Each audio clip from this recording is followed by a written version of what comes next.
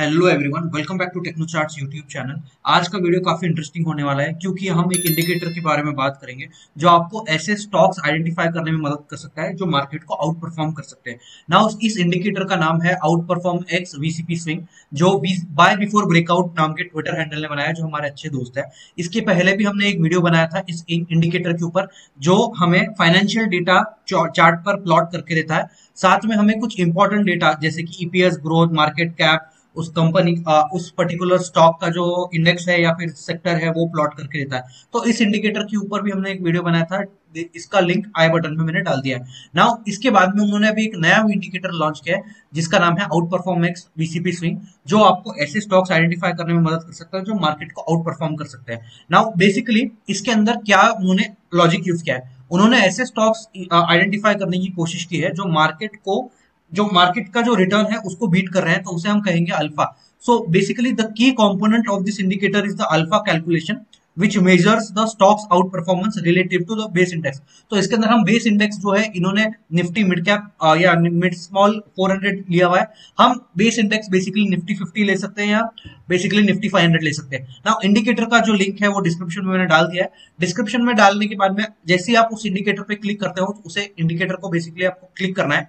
Indicator पे click करने के बाद में उसे आपको ऐड टू फेवरेट्स करना है। तो आपको नीचे जाना है और इधर आपको आएगा, मैंने अभी रिमूव फ्रॉम फेवरेट्स कर दिया, ऐड टू फेवरेट्स करना है। जैसे ही आप ऐड टू फेवरेट करते हो, ट्रेडिंग व्यू प्लेटफॉर्म पे जाना है। ट्रेडिंग व्यू प्लेटफॉर्म पर जाकर बेसिकली आउट परफॉर्म एक्स करके डालना है, तो outperform X VCP swing आ जाता है। Outperform X VCP swing 1395 users आपको दिख जाएंगे। तो ये इंडिकेटर है, बेसिकली ये आइडेंटिफाई करने में मदद करता है कि स्टॉक्स आउट परफॉर्म कर रहे हैं कि अंडर परफॉर्म कर रहे हैं। नाउ अभी हम देखते हैं, जैसे एग्जांपल लेते हैं कि आरबीएल बैंक का अगर हम चार्ट देखें तो ये एक ऐसा इंडिकेटर है जो सिमिलरली रिलेटिव स्ट्रेंथ जैसा ही काम करता है कि आपको आउट परफॉर्मिंग स्टॉक और अंडर परफॉर्मिंग स्टॉक्स का वो पीक पीरियड भी बताता है। अभी जैसे हम आरबीएल बैंक की बात करते हैं तो आरबीएल बैंक अभी एक डाउन ट्रेंड में चल रहा है और अभी जो ये जीरो लाइन है हमारी, एक सिंपली एक आती है हमारी जीरो लाइन, एक पॉजिटिव की लाइन और एक नेगेटिव की लाइन। अगर स्टॉक या इंडेक्स आउट परफॉर्म कर रहा है तो वो पॉजिटिव की लाइन में चलेगा, और वो बहुत ज्यादा आउट परफॉर्म कर रहा है तो उसका जो जो हमारा वेव है वो काफी टॉप तक जाता है, और इससे जितना ज्यादा ऊपर रहेगा उतना ज्यादा ये आउट परफॉर्मेंस सिग्निफाई करता है। अभी अगर नीचे गिरने लग गया यानी यानी कि वो उसका under performance in the sense उसका रिलेटिव अंडर परफॉर्मेंस स्टार्ट हो चुका है, और अगर वो नेगेटिव में आता है तो that is completely under performing the market here, right. और ये जो एरिया है ये ग्रीन कलर में फिल हो जाता है बेसिकली, और to make it visually attractive, right. तो ये पूरा ग्रीन कलर में फिल हो जाएगा और ये पूरा रेड कलर में के अंदर फिल हो जाता है बेसिकली, राइट। तो अभी हमने देखा आरबीएल बैंक। ना अभी हम कुछ एग्जांपल लेते हैं जैसे कि बीएससी। ना बीएससी का अगर हम चार्ट देखते हैं, बीएससी के चार्ट में हम देख रहे हैं कि इधर एक काफी, अभी हम इसको थोड़ा सा एक्सपांड कर देते हैं। नाउ सबसे पहले हम सेटिंग्स के पास में आ जाते हैं। तो ये हमारी परफॉर्मेंस लाइन होगी। बेस इंडेक्स हमने अभी निफ्टी 50 डाला है, आप इधर कोई भी आपको बेस इंडेक्स डालना है तो आप डाल सकते हो। नाउ कैलकुलेशन फैक्टर जो परफॉर्मेंस डेज है वो है 21। Now basically you are looking relative performance जो है वो हम 21 डेज का देख रहे हैं, इसलिए अभी हमने 21 डाला है। इधर आपको 21, 50 इधर डिफॉल्ट जो है आपको जो भी रखना है आप रख सकते हो, 5, 9, 21।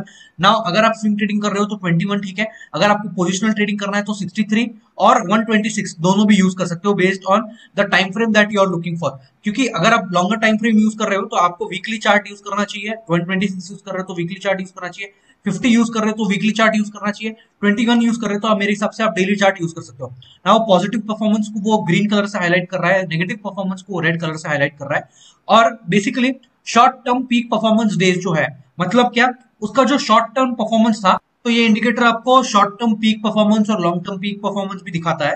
नाउ इसके अंदर हमने देखा कि एक और चीज है, एक चीज थी हमारी डॉट्स की।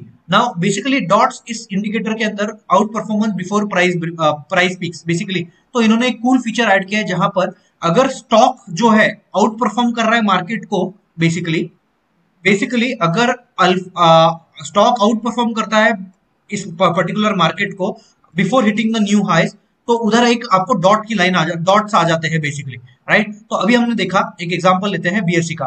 तो हम बीएससी में देख रहे हैं कि इधर बीएससी में कंसोलिडेशन देखने को मिला है 2900 के पास में।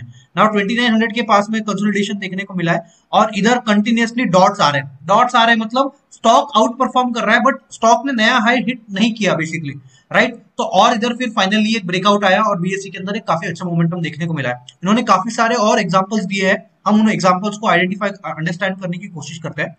जैसे कि अभी हम देख रहे हैं मोतीसन ज्वेलर्स, तो मोतीसन ज्वेलर्स का हम अगर चार्ट खोल लेते हैं, ओके, तो हम मोतीसन ज्वेलर का चार्ट खोल रहे हैं। तो इधर हमने देखा कि मोतीसन ज्वेलर का ये रेजिस्टेंस था, हमने इस कैंडल क्लोज कर दिया बेसिकली। तो इधर हमारा एक मार्केट स्टॉक का प्राइस चल रहा है इधर, basically it is not broken out, stock में ब्रेकआउट नहीं आया, बट इधर आउट परफॉर्मेंस का साइन आ चुका है।